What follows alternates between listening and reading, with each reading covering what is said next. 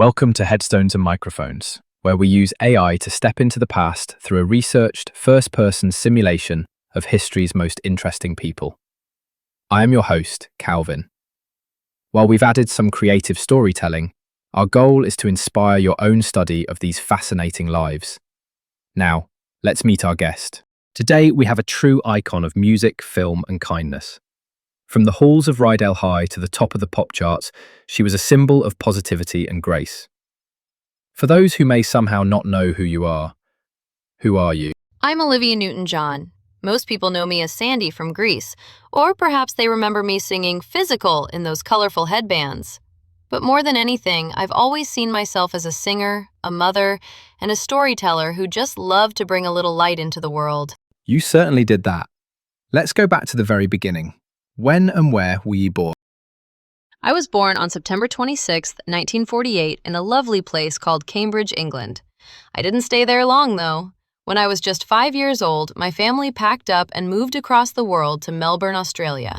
And what was your given name at birth? It was Olivia Newton-John. My father was Brinley Newton-John, and my mother was Irene Bourne. Is there a story behind your birth name?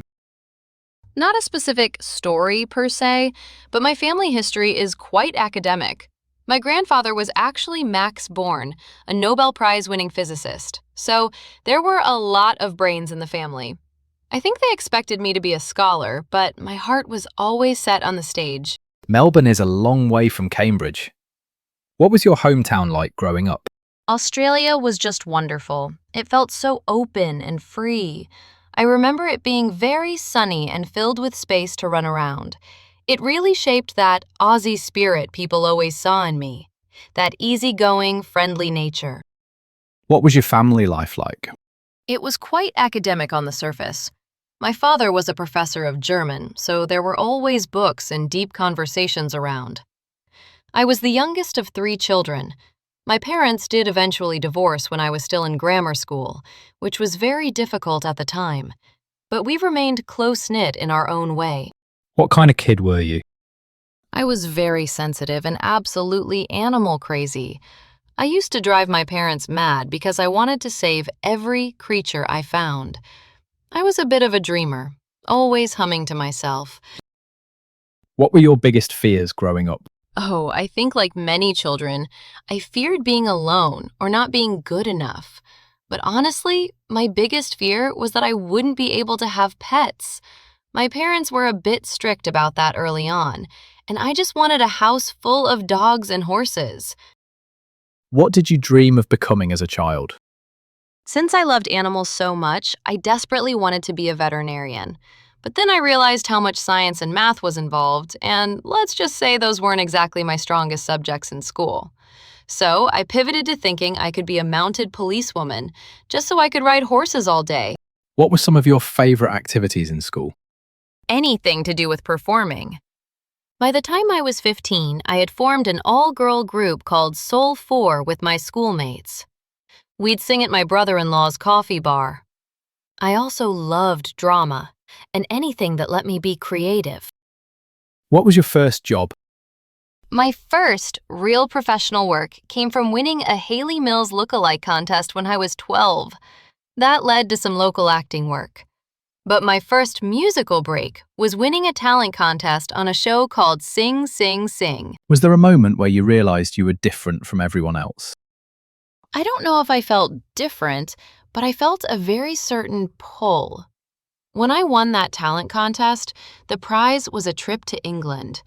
I remember feeling this immense weight of decision.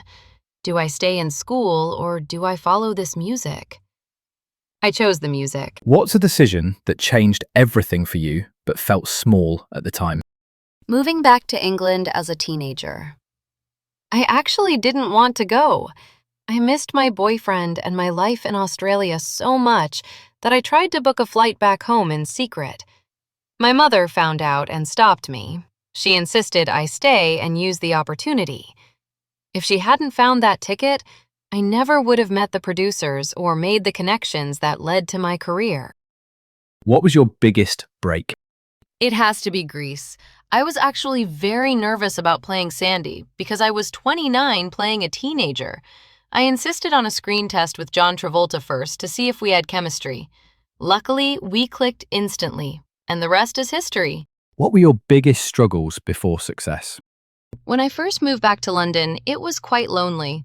I was doing a double act with my friend Pat Carroll, and we played all these smoky little clubs and army bases. There were many nights where we wondered if we were getting anywhere at all. Did you ever consider quitting? Oh, during those early London days, I nearly did.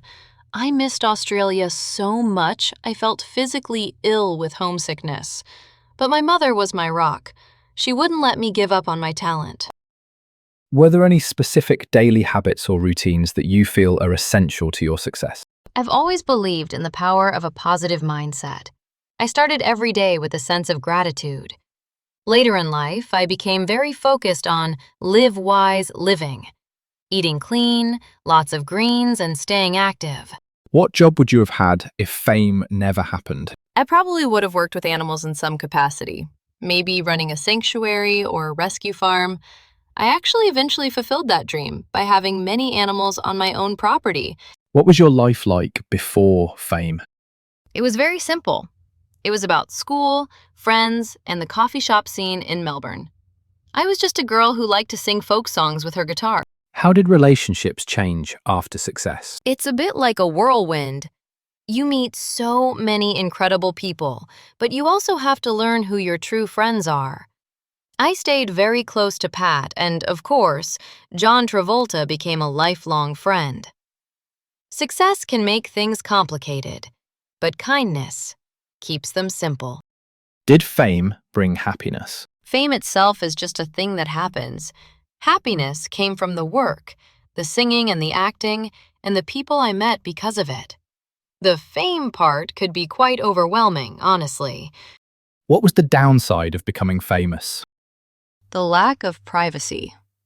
It's hard to just be sometimes. And of course, the rumors. People feel like they own a piece of you, and they can say things that aren't always true. What misconceptions did people have about you? For a long time, people thought I was just sweet Sandy, or that I was very mellow. But I had a lot of strength. I fought for things I believed in, like animal rights and the environment, long before it was trendy. What was your darkest moment? My first cancer diagnosis in 1992 was a huge shock. It was the same week my father passed away. It felt like the world was crashing down all at once. What past regrets did you carry that you spoke about? I don't like to dwell on regrets, but I suppose I wish I had spoken up more for myself in my younger years. I was often very polite and nice, even when I should have been firm. What's something people misunderstood about your life? People often didn't realize how much work went into making things look easy. Whether it was a dance routine or a vocal take, I was a bit of a perfectionist. Tell me about a time when everything went wrong and how did you handle it? In the early 90s, my business venture, Koala Blue, went through some very public financial difficulties. It was heartbreaking because I put so much of my heart into it. I handled it by focusing on my health and my daughter, Chloe. Family always brings you back to what matters. Did fame and fortune change your life? It gave me a platform. It allowed me to build the Olivia Newton-John Cancer Wellness and Research Center in Melbourne. That is the thing I am most proud of, using that fortune to help others heal. Who had the biggest influence on your life? My mother, Irene. She was the one who pushed me to stay in England and follow my dreams. She had such a strong spirit. What was life like in your final years? It was peaceful. I lived on my ranch in Southern California with my husband, John, surrounded by nature and my animals. I stayed active and focused on my foundation work. I was always looking for the live-on moment, finding light even in the hard times. What were you working on in your career before you passed away? I was still recording. I did a lovely duet with my daughter Chloe called You Have to Believe, and I was very involved in the 40th anniversary celebrations for Greece. When and where did you pass away? I passed away on August 8, 2022 at my home in Southern California. What's a random fact about you most people have never heard? I once refused to tour Japan until they changed certain tuna fishing practices to protect dolphins. I was very serious about my environmental activism. What's the craziest rumor ever told about you? Oh, over the years, there were so many secret health rumors and strange stories about my personal life. I usually just laughed them off. If you listen to the rumors, you'll never have any peace. What was your most unique habit? I was a big believer in tinctures and natural herbs. I'd have my little potions everywhere. My husband John is an expert in plant medicine, so our house was like a wonderful little apothecary. What was your favorite food? I loved fresh, healthy things. I even wrote a cookbook called Live Wise. But if I'm being honest, a good piece of dark chocolate was always a favorite treat. Did you have a favorite restaurant? I loved Gaia Retreat and Spa in Australia. The food there is just spectacular and so fresh. What was your favorite book? I loved anything that was uplifting or spiritual. I read a lot of books on healing and the connection between the mind and the body. Did you have any known rivalries? No, I really tried to stay away from that. I loved supporting other women in the industry. Tell us a story nobody talks about. People talk about the physical video, but they don't realize how much we were giggling behind the scenes. We were trying so hard to make it funny because the song was actually quite cheeky for the time. What's your funniest behind-the-scenes moment? During the filming of Xanadu, I was dancing with the legendary Gene Kelly. I was so intimidated, but he was the kindest man. At one point, I actually tripped and fell right in front of him. The great Gene Kelly. We both just burst out laughing. Did you ever prank someone?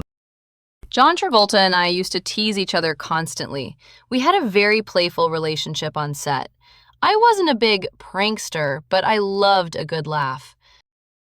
What was the most outlandish purchase you made? I'm not a very flashy person, but I suppose buying a whole ranch for my animals might seem outlandish to some. To me, it was just home. What advice would you give people chasing success? Be kind to yourself and others. Success is wonderful, but it's the love you give and receive that actually stays with you. And always, always keep a positive heart. Olivia, thank you so much for sharing these stories. Do you have any closing remarks or anything else you'd like to say to the listeners before we sign off? Just thank you for remembering me and for keeping the music alive. Life is a gift, so make sure you enjoy every moment and spread a little love wherever you go. Thank you for having me, Calvin. It was truly lovely. It was an absolute honor. We've journeyed from the stages of London to the ranch in California, seeing the heart of a woman who was truly, hopelessly devoted to making the world a better place. Thank you, Olivia, for coming on the show. And that wraps up another conversation from Beyond the Grave. Thanks for joining us on the Headstones and Microphones podcast. Remember, legends may die, but their stories never do. Please help spread the word by sharing and following the pod.